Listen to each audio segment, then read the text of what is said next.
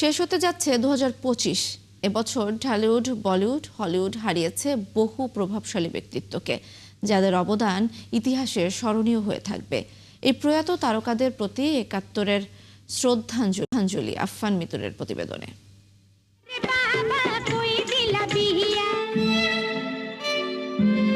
২০২৫ সালের শুরুতে ঢালিউড হারালো জাতীয় চলচ্চিত্র পুরস্কার প্রাপ্ত অভিনেত্রী অঞ্জনাকে। ৪ জানুয়ারি তিনি পাড়ি জমান না ফেরার দেশে। বাংলাদেশের চলচ্চিত্রের পাশাপাশি আন্তর্জাতিক অঙ্গনেও বেশ সুপরিচিত মুখ ছিলেন চিত্রনায়িকা অঞ্জনা। নৃত্যশিল্পী থেকে নায়িকা হয়ে সর্বাধিক যৌথ প্রযোজনা এবং বিদেশি সিনেমায় অভিনয় করা দেশীয় চিত্রনায়িকা তিনি। তোমার বাবা ডাকে হঠাৎ আমার বুকটা কেঁপে উঠল কেন? অঞ্জনার মৃত্যুর পরের দিন প্রয়াত হলেন বাংলা চলচ্চিত্রের খ্যাতিমান অভিনেতা প্রবীর মিত্র। ওপার বাংলার নন্দিত নির্মাতা ঋত্বিক ঘটকের তিতাস একটি নদীর নাম সিনেমাতে প্রধান চরিত্রে অভিনয় করে নজর কেড়েছিলেন।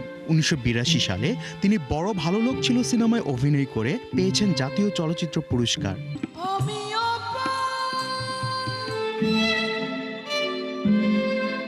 খাঁচার ভেতর অচিন পাখি কেমনে আসে যায় গানের কথার মতোই পাখি শূন্য হলেন কিংবদন্তি সঙ্গীত শিল্পী ফরিদা পারভিন।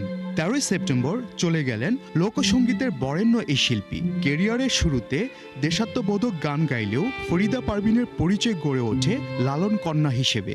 তার কণ্ঠে মিলন হবে কতদিনে অচিন পাখি গানগুলো আজও বাঙালির চেতনার অংশ হয়ে আছে।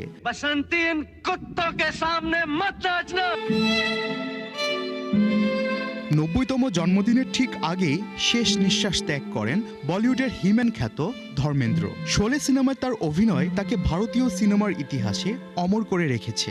২৪ নভেম্বর মারা যান ধর্মেন্দ্র। তার মৃত্যুর মধ্য দিয়ে বলিউডের একটা যুগের অবসান হয়।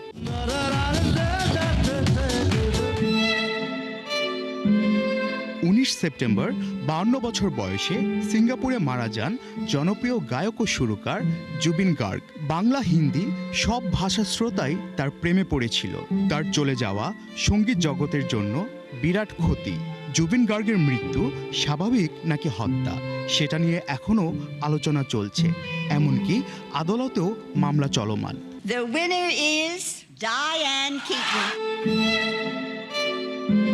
১১ অক্টোবর মারা গেছেন হলিউডের প্রবীণ ও অস্কার জয়ী অভিনেত্রী ডায়ান কিটন। ৭০ দশকে দ্য গডফাদার সিরিজে কেই অ্যাডামস কোরলিওনে চরিত্র অভিনয় করে তিনি প্রথম খ্যাতি পান। এরপর father of the bride, first wives club এবং বিশেষভাবে এনি হল, এই সিনেমাগুলোতে তার অভিনয় তাকে বিশ্বজুড়ে পরিচিতি এনে দেয়। এনি হল সিনেমার জন্য ১৯৭৮ সালে পান সেরা অভিনেত্রীর অস্কার। আফফান মিতুল, ৭১।